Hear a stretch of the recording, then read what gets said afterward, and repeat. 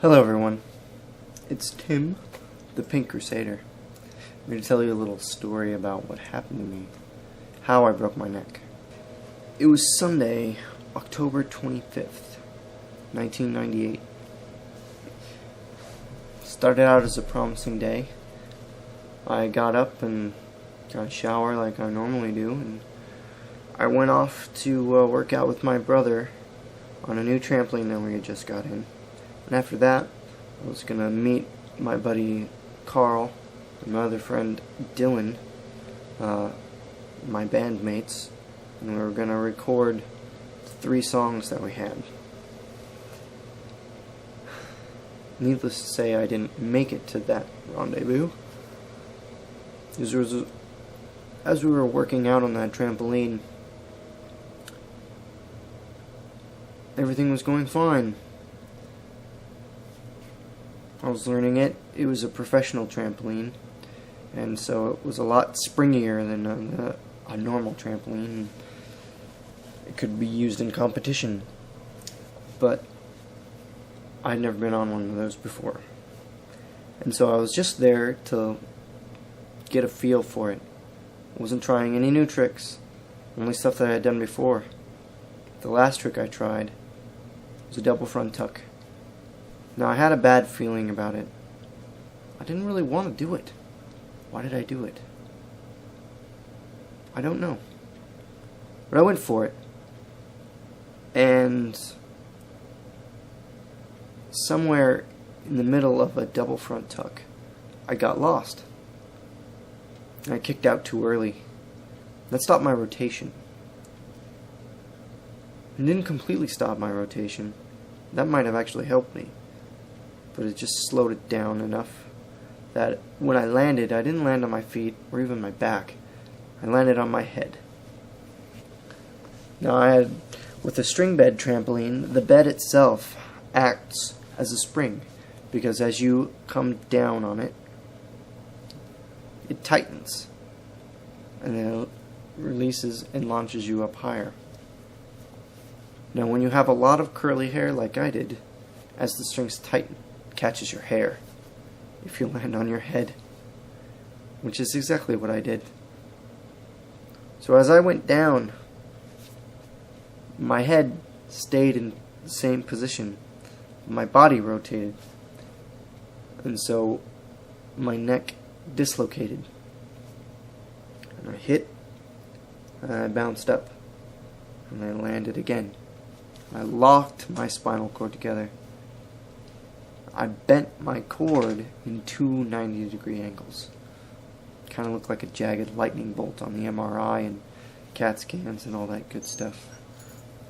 It was pretty scary. Now, when I first hit, I heard this really nasty bone crunch, and that scared the shit out of me. I didn't feel anything, though. It didn't hurt. Honestly, it didn't hurt. And when I heard that crunch on that first bounce, I lost all movement from the waist down. I remember being very, very frightened. It was probably the scariest thing I've ever been through. Luckily, I was there with my brother, who was my coach, a friend of mine named Jim, and a friend who was also a teammate, much younger than me, Casey. Now, when they saw me not right myself, they all knew something was wrong.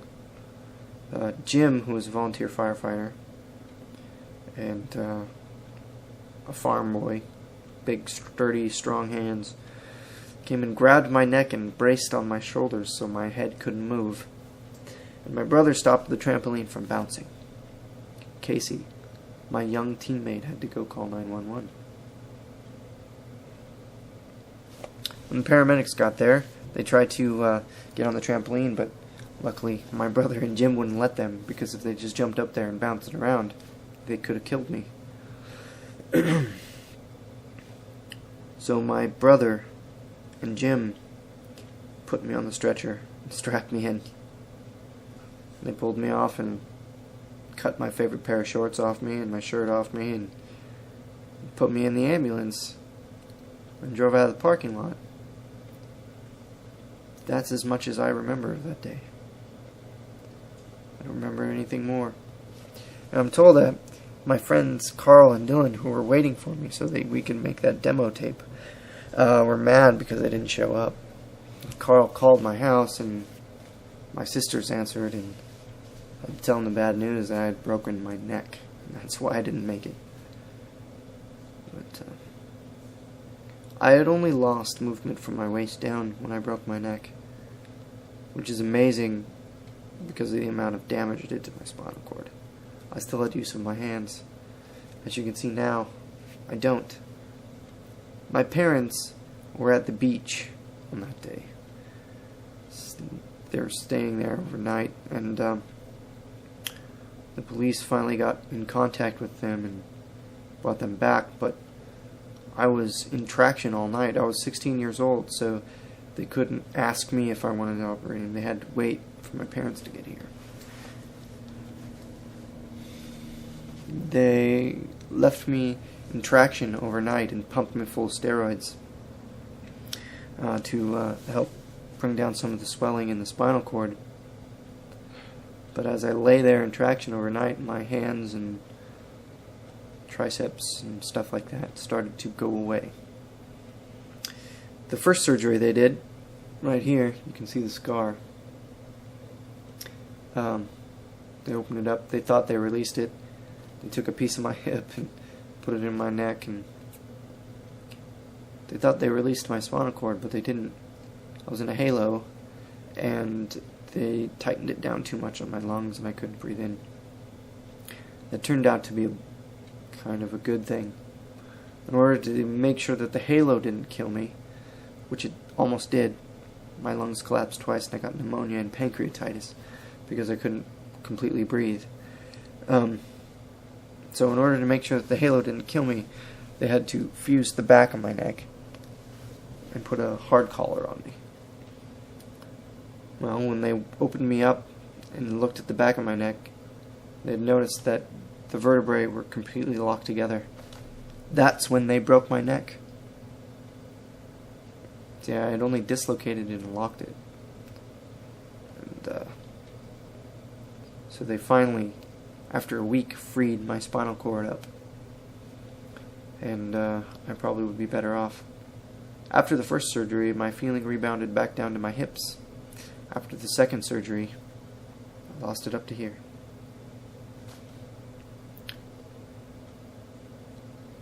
I don't remember much of that week. I honestly don't. I either blocked it out or I was on too many drugs.